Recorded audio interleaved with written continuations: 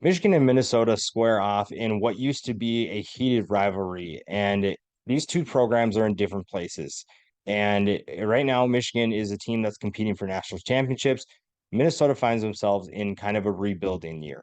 So you're in very different places, but I still think this game has a lot of potential. And we'll talk about why in just a little bit. When you're discussing Michigan, one of the biggest things why this is important is because Michigan hasn't exactly faced the toughest competition.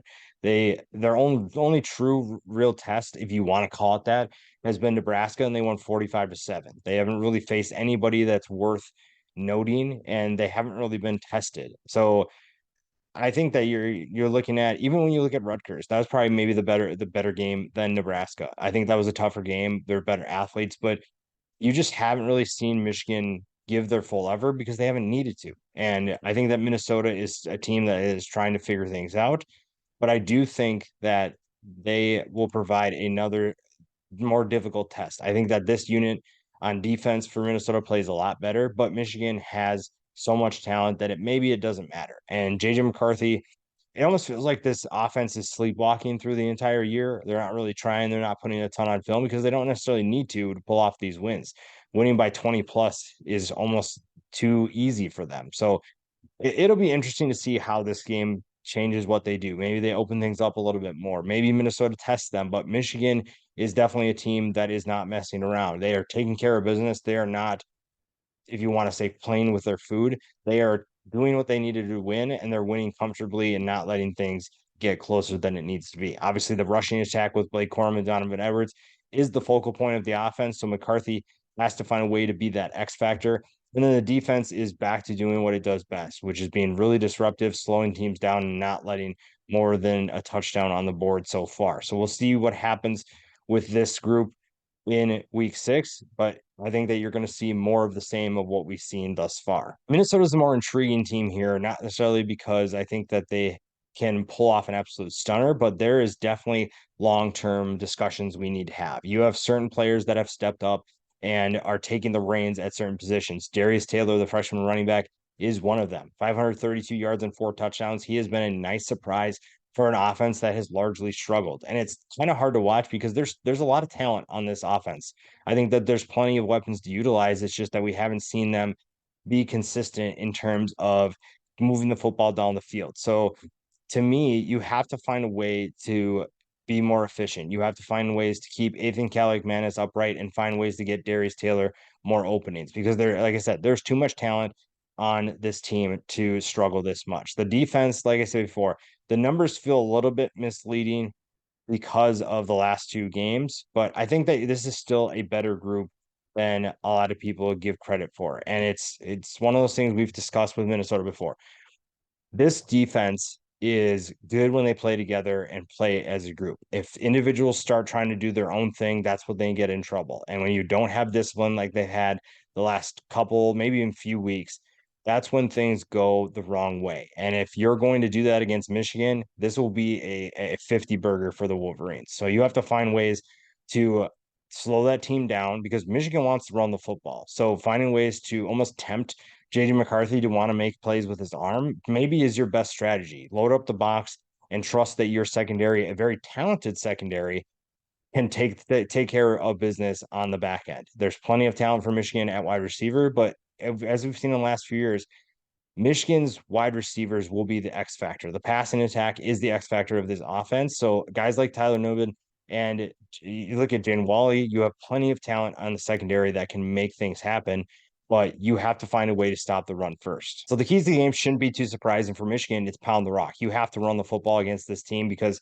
if you're going to continue not showing a ton in your offense, running the football will be the easiest way to do that. If you're going to be efficient and find ways to pick up first downs and chunk plays by running the football, you don't really need to open up the passing attack. Now, yes, you still have to practice it and you'd like to get game reps for certain plays, but you mostly can just run the football and hope that that's enough, which so far it has been. Another thing for the defense, which shouldn't be a problem, confused Kaliakmanis. Right now, Ethan Kaliakmanis appears to be a guy that is starting for the first time. He looks very confused at times, and he's looking like he's trying to figure things out.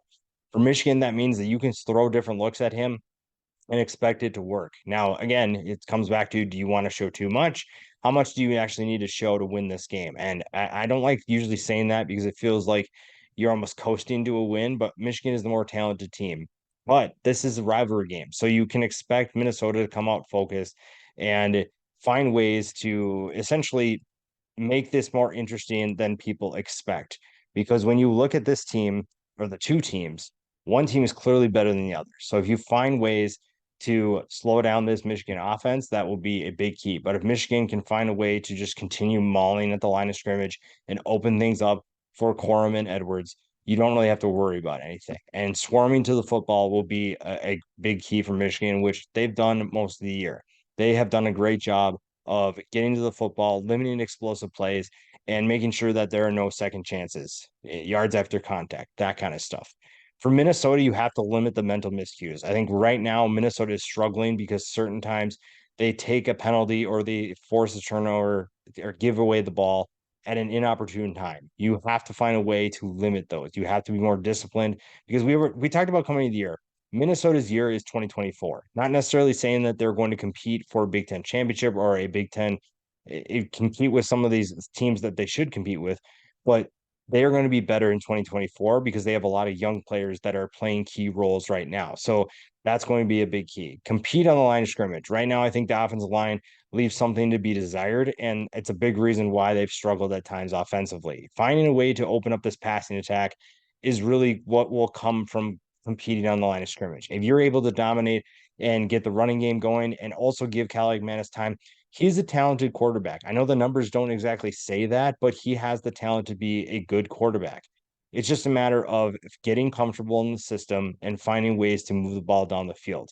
And when you look at some of the matchups that he has to utilize, I think there's plenty of talent to look for downfield. Corey Crooms is the guy that can really step up. Daniel Jackson's having a solid year. There are too many guys that you can find downfield that it tells you this team should be better than their record indicates. This should be a group that is much improved. But again, you're kind of playing for 2024. I don't ever want to say that about a team because obviously they want to win now, but 2024 is really where you need to look. And when you're facing a defense like Michigan's, this will be a tough test. If you cannot handle Michigan, then it could be a long day for Minnesota. But I think that there are some things Minnesota can do to at least make things interesting early on.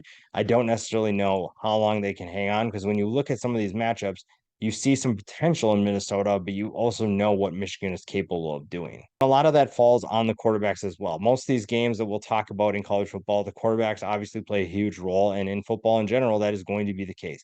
JJ McCarthy, I'm not necessarily worried about him in this game, although Minnesota can create some turnovers. JJ McCarthy, to me, has to find a way to elevate his team to another level. And you can't really look at the stats and say, well, look at his stats. They're not that great because when you look at the Nebraska game, 156 yards and 2 touchdowns.